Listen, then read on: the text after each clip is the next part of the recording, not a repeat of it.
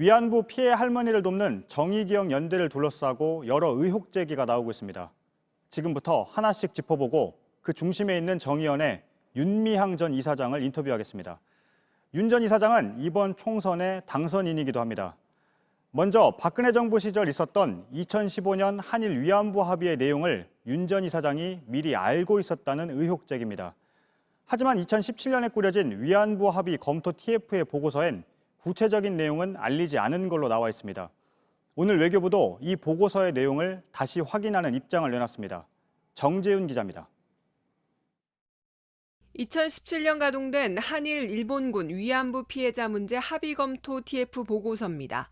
보고서엔 외교부는 협상을 진행하는 과정에서 피해자 쪽에 때때로 관련 내용을 설명했다고 되어 있습니다. 다만 최종적, 불가역적 해결 확인 등 한국 쪽이 취해야 할 조치가 있다는 것에 대해선 구체적으로 알려주지 않았고 돈의 액수도 피해자 의견을 수렴하지 않았다고 적혀 있습니다. 즉 피해자 측에게 설명은 있었지만 협상의 핵심 내용은 제대로 전달되지 않았을 가능성에 무게가 실리는 대목입니다. 구체적으로 알려주지 않았다라는 그런 구절도 있고요. 피해자의 의견을 수렴하지 않았다 하는 그런 구절도 있습니다.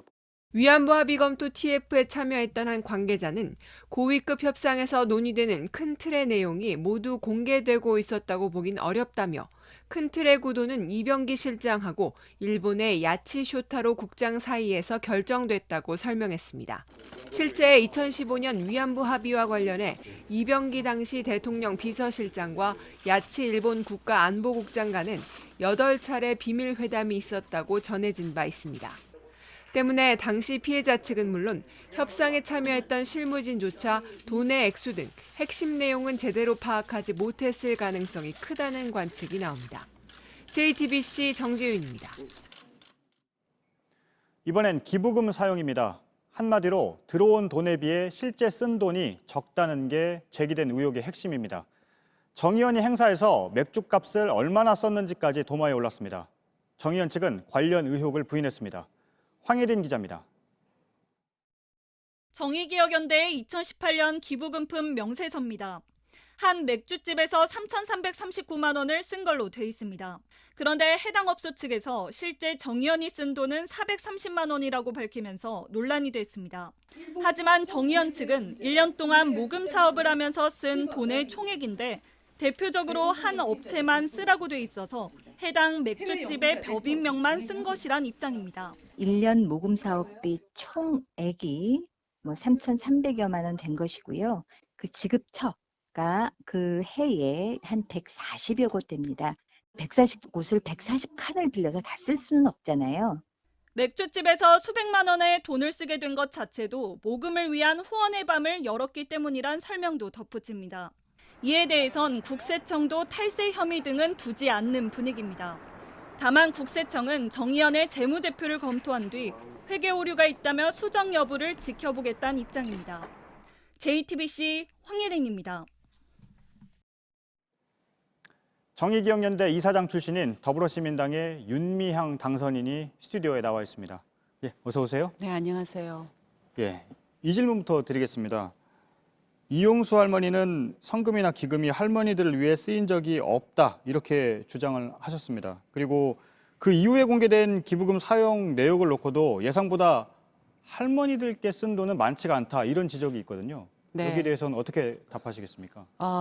할머니가 그렇게 먼저 우리 운동에 대해서 또 재정 운영에 대해서 신뢰하지 못하게 된 것, 그건 전적으로 저희들에게 책임이 있다고 생각을 합니다. 그 부분은 할머니께 더 앞으로 더 긴 설명을 드릴 수 있는 기회가 있었으면 좋겠고요. 무엇보다도 우리 단체는 일본군 성노예제 문제 해결, 그리고 그것을 통해서 피해자들의 명예와 인권을 회복하고 나아가서는 전시 성폭력 피해 재발을 방지한다는 목적으로 설립된 재단이에요. 그러니까 한국정신대 문제대책협의회가 해왔던 일본군 위안부 문제를 해결하는 운동사업과 그리고 지원사업, 또 장학사업, 교육사업 등 다양한 목적이 함께 어우러진 재단의 형태를 갖고 있고요. 그래서 피해자들에게 모든 기부금을 어떤 현금 지급이라든가 물품 지급으로 할 수는 없는 상황이고 그 목적에 따라서 저희는 기부금을 모집하고 또 그 목적에 따라서 쓰고 보고하고 하는 그런 방식을 갖고 있습니다. 그러니까 피해자를 직접 지원하는 것도 일정 정도 있지만 사실은 피해자들의 명예와 인권 회복을 위한 여러 가지 다양한 사업도 큰 범주에서는 저희들은 피해자 지원 사업이다라고 보고 있어요. 예. 알겠습니다. 회계 처리와 관련해서요. 국세청이 회계 오류를 바로잡으라 이런 입장을 내놨거든요. 더 투명하고 성실하게 사용처를 밝혔어야 한다 이런 지적도 나오고 있는데 여기에 대해서는 어떻게 생각하십니까? 기부금품 그 모집 허가에 따라서 저희가 모금을 하고 이제 그 보고를 하면서 지금 돌고 있는 의혹들, 예를 들면 앞에 브리핑하셨던 것처럼 맥주집에 뭐가 예. 이렇게 많이 되었는가 이런 것들에 대해서 저희가 조금 더 명확하게 세부적으로 구분해서 보고하고 하는 것은 필요했다고 생각을 합니다. 그런 것은 앞으로도 또 반영을 하면 될 것 같고요. 예. 마찬가지로 국세청에서 아직 우리에게 뭔가 특별한 공문은 안 왔다고 그래요, 단체에.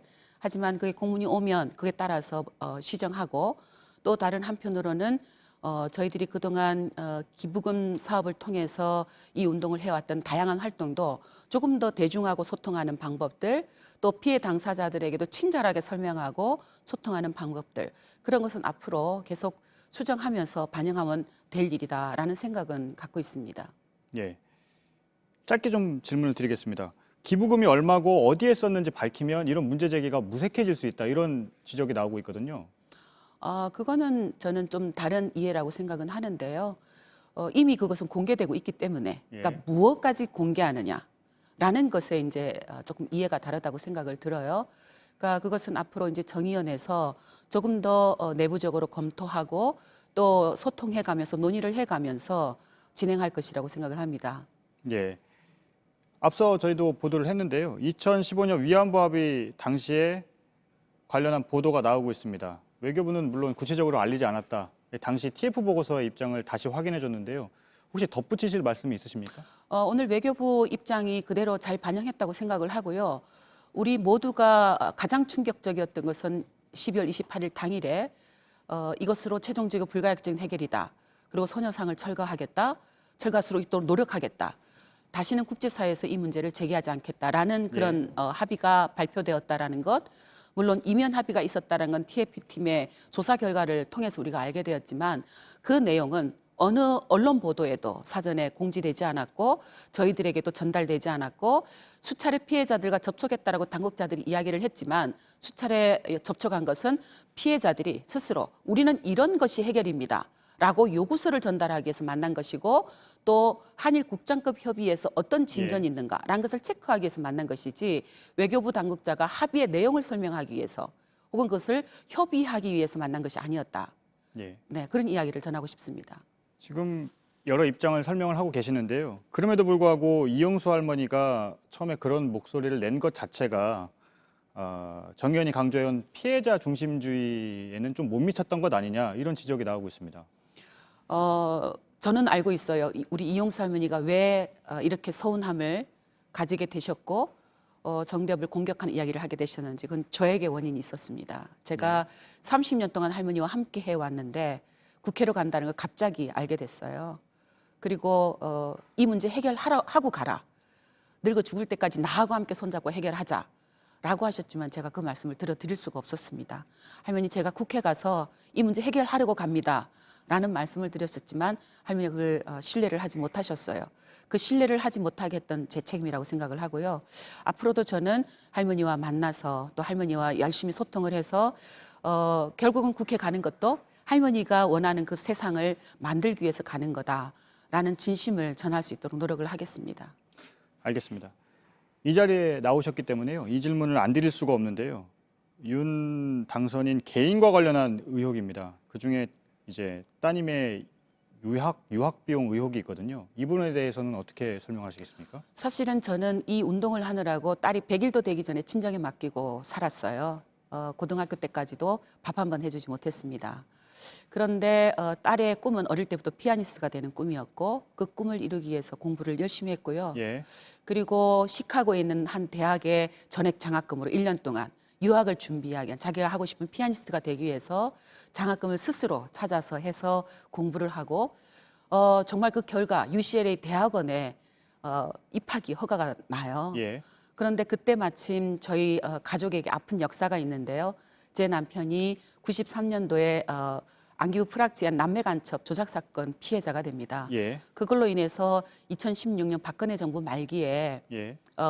재심 청구가 되고 배상 판결이 나요. 예. 그리고 그 배상 판결을 배상금을 2018년 초에 받습니다. 예.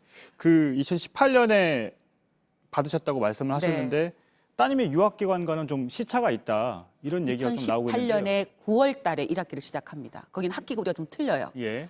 지금 6학기를 이미 했는데요. 1년에 3학기인가 전 정확하게는 모르겠습니다만은 이미 2018년 9월부터 학기를 시작해서 지금 벌써 6학기를 마친 그런 상태입니다. 알겠습니다. 네.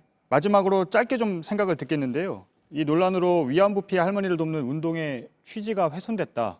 또 운동의 차질이 빚어져서는 안 된다. 이런 목소리가 나오고 있는데 짧게 좀 입장을 말씀해 주시죠. 네, 감사한 것은 지금 세계 각지에서 그동안 30년 동안 연대하셨던 분들이 지지와 연대 성명을 보내오고 있고 여전히 우리는 해외에서 이 문제 해결을 위해서 열심히 하겠다. 예. 그리고 오늘도 한 연세 되신 분이 직접 후원금 20만 원을 들고 오신 분이 계세요.